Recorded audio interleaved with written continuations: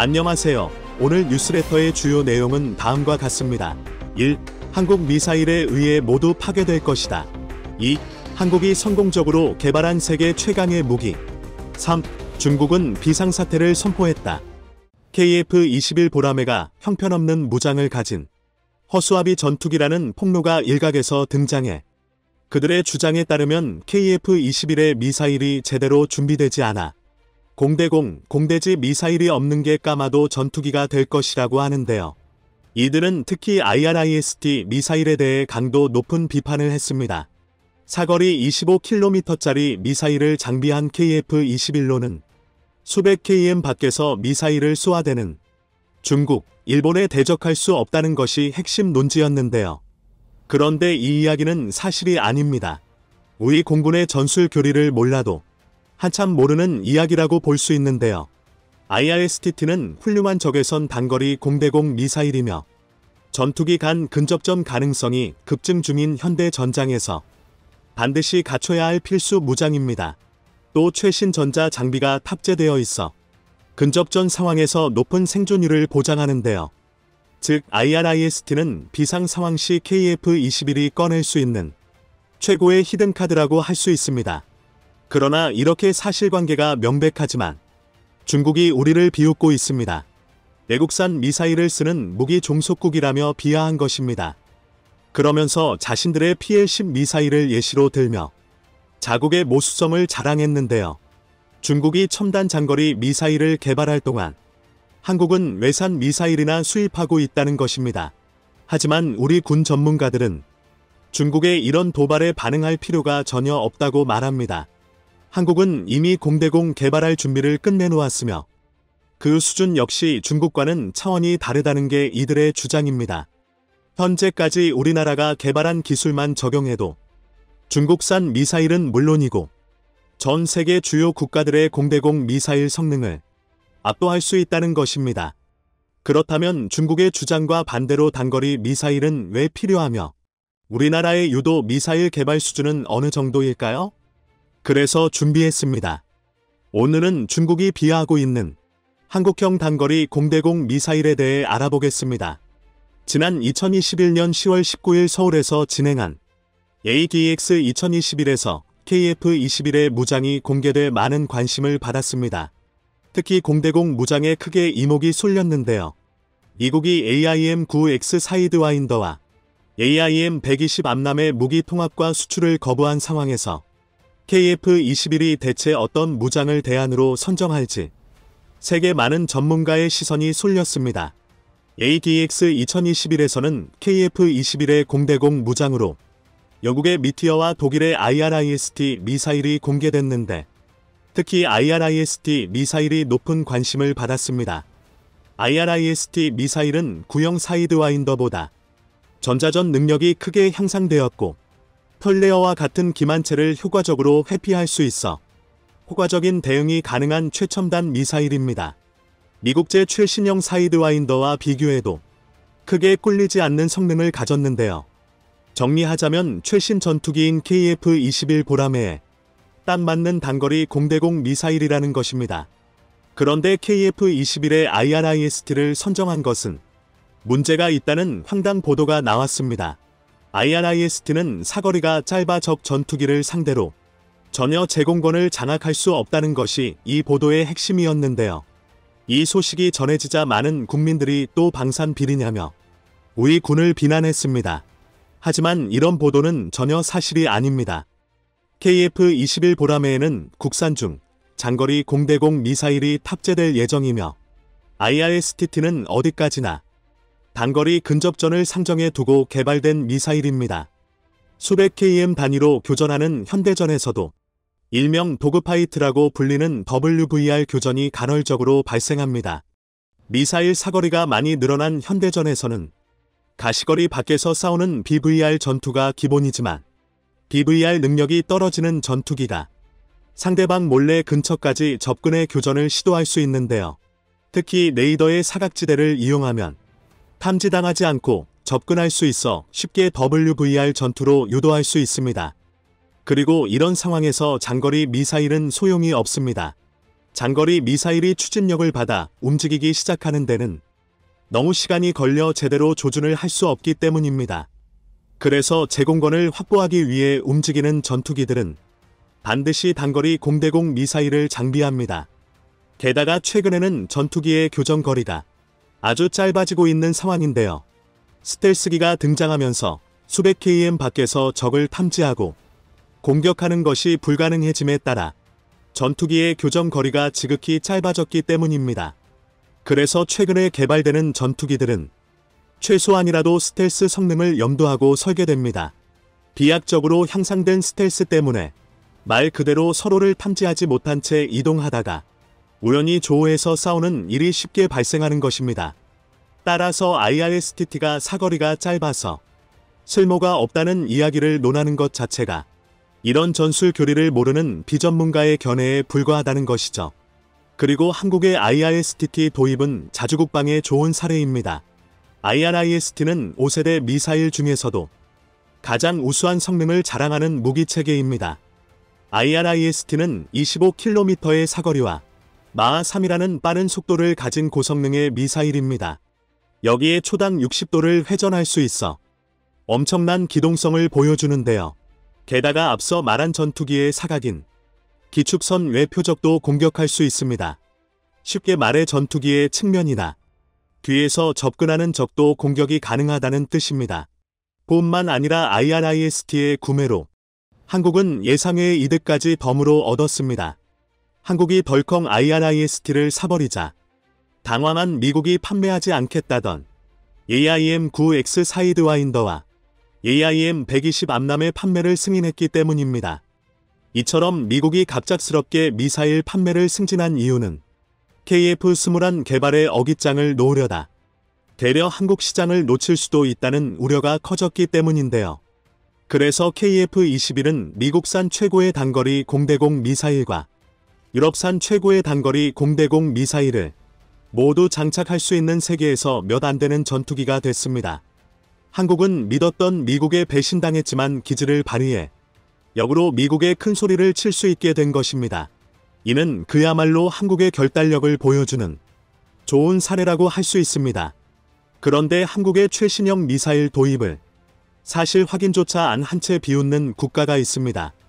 중국은 한국을 미사일 하나 국산화하지도 못하는 국가라며 한국에게 되지도 않는 막말을 자행했습니다. 그러면서 자신들의 5세대 미사일인 PL-10을 자랑하기 시작했는데 이 기술은 한국이 절대 따라잡지 못할 기술력이라며 자화자찬했습니다. PL-10의 정확한 재원은 공개되지 않았지만 사거리 20km, 속도는 마하 2 이상으로 예측되는데요. 여기에 IIR 시커와 플러스 90도 전투 능력을 지녀 후방의 적도 공격할 수 있는 5세대 미사일의 기본 능력은 갖추고 있습니다. 하지만 여기서 중국이 우리를 비하하는 내용 중 유심히 살필 것이 하나 있습니다. 바로 국산화입니다. 사실 정밀 유도 미사일은 2에서 3년마다 폭약과 센서를 새로 교체해야 합니다. 외산이라는 특성상 운용 유지비가 기하급수적으로 늘어나는 단점이기도 합니다. 이런 주장 때문에 일각에서는 KF-21의 무장 장착이 제대로 이루어지지 않았다고 일각에서는 우려하고 있는데요. 이러다가 또 외국산 무기가 없으면 중국과 싸워보지도 못하는 것은 아닌지 불안의 목소리를 내고 있습니다. 하지만 이런 주장에 전혀 동조할 필요가 없습니다. 그 이유는 중국의 PL-10은 전혀 검증되지 않았기 때문입니다.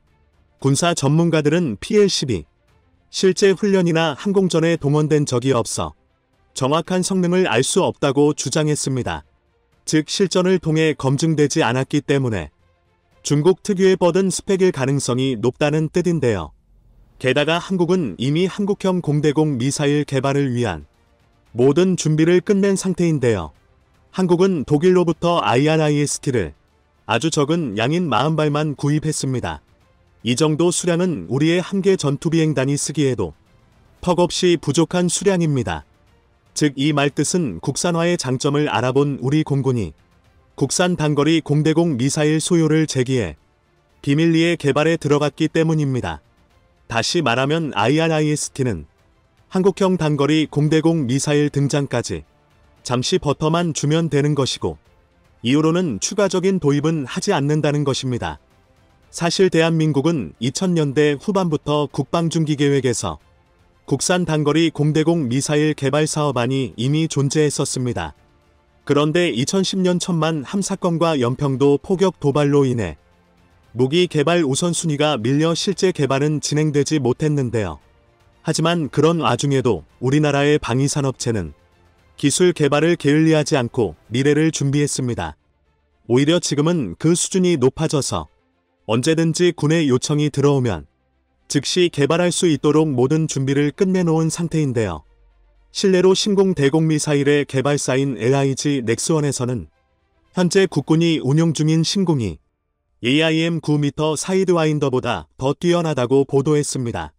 여기에 추가적인 개량을 통해 언제든지 최신형 AIM 9X를 뛰어넘는 성능을 가진 국산 단거리 공대공 미사일을 만들 수 있는 기반을 구성했다고 자신했는데요. 즉 우리의 방위산업체는 언제든지 개발을 완료할 수 있도록 모든 준비를 마쳤다는 것이죠. 심지어 한국은 함정용 미사일도 대공미사일로 개량할 능력을 갖추고 있는데요. 현의 램 미사일을 대체하기 위해 개발된 해군 미사일은 최대 사거리 20km에 속도 마하 1을 넘는 고성능의 미사일입니다. 여기에 IIR 신호를 탑재하고 저고도로 접근하는 대함미사일도 누역이 가능합니다. 이런 해공을 개조하면 항공기에서도 사용이 가능한 대공 미사일로 전환할 수 있습니다. 그런데 이게 다가 아닙니다. 대한민국의 첨단 기술력을 증명할 사례가 하나 더 있는데요. 바로 i3 시스템의 적외선 신호입니다. i3 시스템은 일반적인 사이드와인더의 128x, 128 해상도의 신호를 훨씬 뛰어넘는 1280x, 1024급의 FPA 신호를 개발했습니다. 게다가 해군 미사일의 IIR 시켜는 날아오는 탄도 미사일도 막을 수 있을 정도로 고성능인데요. 이런 최신형 장비를 사용하면 한국은 중국의 공대공 미사일뿐만 아니라 현재까지 나온 전 세계의 최신형 미사일보다 훨씬 뛰어난 미사일을 만들 수 있습니다. 쉽게 말해 우리 대한민국이 현재 보유한 기술력만으로도 5세대 이상의 단거리 미사일을 만들 수 있다는 것이 전문가들의 분석인데요. 과거와 달리 현대전에서는 단거리 공대공 미사일은 계획되지 WVR 전투에 대비하기 위한 유도 성능이 크게 발전 중입니다.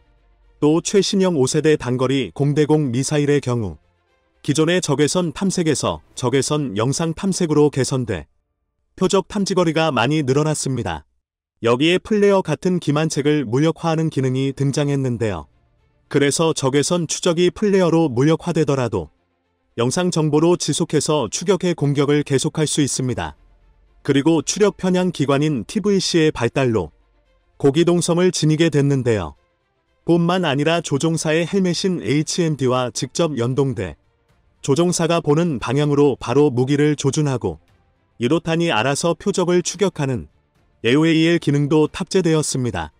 심지어 일부 미사일은 전투기에 치명적인 사각에 위치한 적도 추적해서 요격이 가능한데요.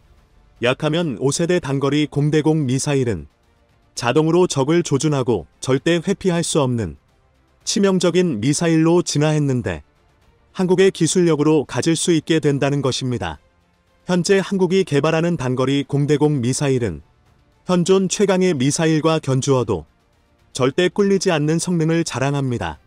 뿐만 아니라 한국산이기 때문에 추후 개량도 용이해 얼마든지 더 업그레이드가 가능합니다. 최근 한국 해군이 전 세계에 망신을 뻗친 영상을 게재해 논란이 되고 있습니다. 대한 용도로 보이는 미사일을 한 발 발사하자마자 추진체가 작동하지 않고 발사 10초 만에 바다로 풍덩 빠져버리는 모습인데요. 기술적인 결함을 떠나 한국산 무기의 신뢰에 금이 갈 만한 이 영상에 최근 대만전을 앞둔 중국과 너후 전쟁이 한창인 러시아에선 온갖 조롱과 비판을 쏟아내고 있습니다. 중국 황구15는 형편없는 한국의 해군력은 더 이상 우려할 만한 사안이 아니고 러시아 역시 항공모함을 보유한 일본은 우려되나 세계대전 시 미국 편에 서게 될 한국은 북한의 존재 때문에 육상 방어에만 급급할 것이라는 논평을 내놨습니다. 하지만 중국 양국이 갑작스러운 태세 전환을 보인 이유는 이 무기가 불발탄이 아닌 의도적으로 이런 식의 발사 형태를 가졌다는 사실이 밝혀진 뒤였는데요. 더불어 중러 양국이 합작 개발 중인 핵잠수함과 항공모함 등 이 무기가 실전 배치되는 순간 무용지물로 변할 것이라는 경고가 등장하자 양국은 더 거세게 반발 강도를 높이고 있습니다. 대체 대함 미사일인지 아니면 어뢰인지 구분조차 안 가는 이 무기의 정체와 왜 이런 어처구니 없는 식의 발사 형태를 가지게 됐는지 자세히 알아보도록 하겠습니다. 지난달 30일 러시아발 기사 하나가 전 세계 군사 전문가의 귀를 자극했습니다. 뒤숭숭한 대만 해협의 상황과 맞물려 중국과 러시아가 잠수함을 공동 설계한다는 내용 때문인데요.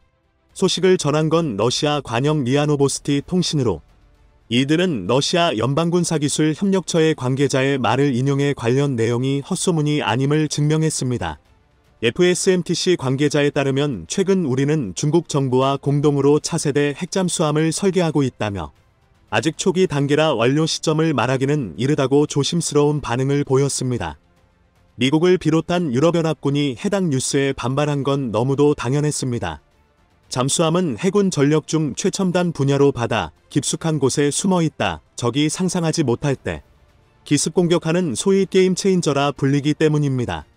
최근 대만과 호주 정부가 잠수함 전력 확보에 열을 올리는 이유가 바로 이 때문으로 영국과 프랑스, 러시아, 독일 등 잠수함 선진국들은 잠수함을 수출하긴 하나 가장 중요한 핵심 레시피인 제작 기술을 이전해주지 않고 심지어 최신형 잠수함은 수출 대상에도 올리지 않고 있습니다. 전통적인 잠수함 강국인 러시아는 냉전 시절 골프급, 로미오급 잠수함을 소련연맹에 제공하며 중국 해군의 전력을 강화해준 적이 있으나 역시 기술 이전은 꺼렸기 때문에 중국은 잠수함 건조 기술과 관련해 천문학적인 비용을 치러야 했는데요. 다시 말해 중국과 러시아가 차세대 잠수함 공동 설계를 한다는 것은 서로의 패를 공유한다는 말이니 이는 서방 국가에 대한 사실상 전쟁 선포나 다름없었습니다. 하지만 도대체 지금에 와서 러시아가 중국의 기술 이전을 공유하겠다는 이유가 무엇일까? 가장 유력한 추측으로 중국이 러시아가 가지지 않은 잠수함 기술을 가졌기 때문이란 분석이 등장했습니다. 즉 AIP 분야에서 러시아보다 앞서 있다며 러시아는 자국군이 운영 중인 나다급 디젤 잠수함에 아직 AIP를 장착하지 못하고 있다고 밝혔습니다. AIP란 디젤 잠수함에 적용되는 기술로 이를 장착하면 정기적으로 급유를 위해 수중으로 가야 하는 구형 디젤 잠수함과 달리 최대 몇 주 이상이나 수면 위로 부상하지 않고 작전을 펼칠 수 있게 되는데요. 연구원은 이어 최신 리튬이온 배터리 잠수함 개발에서도 중국이 러시아를 앞섰다며 각국은 디젤 잠수함의 동력을 리튬이온 배터리로 바꾸려는 노력도 진행 중으로 알려졌습니다. 이는 일본이 세계 최초로 자국 소로급 잠수함을 리튬이온 전지 동력으로 변환하는 데 성공한 것보다 앞선 기술일 수 있는데요.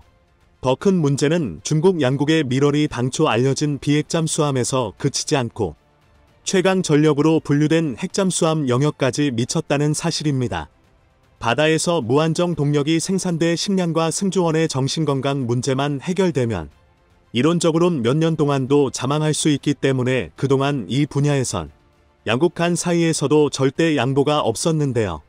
오죽하면 지난 6월 러시아 관세청은 폐기된 핵잠수함을 중국으로 수출하려던 블라디보스토크 현지 기업을 적발하여 그 자리에서 핵잠수함을 불태움과 동시에 엄격한 군사기밀법을 적용해 법적 처리를 결정한 바 있었죠.